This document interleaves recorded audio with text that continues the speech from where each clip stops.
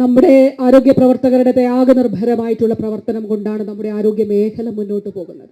ആരോഗ്യ വകുപ്പ് എന്ന് പറയുമ്പോൾ ഞാൻ എപ്പോഴും പറയുന്നതല്ലേ, മുഖ്യമന്ത്രിയും മന്ത്രിയും ഡയറക്ടർമാരും അഡീഷണൽ ചീഫ് സെക്രട്ടറിയും മുതൽ നമ്മുടെ ഫീൽഡിൽ പ്രവർത്തിക്കുന്ന നമ്മുടെ ഹെൽത്ത് വർക്കേഴ്സ് വരെയുള്ള എല്ലാവരും ഉൾക്കൊള്ളുന്നതാണ്, നമ്മുടെ ആശമാർ വരെ എല്ലാവരും ഉൾക്കൊള്ളുന്നതാണ്.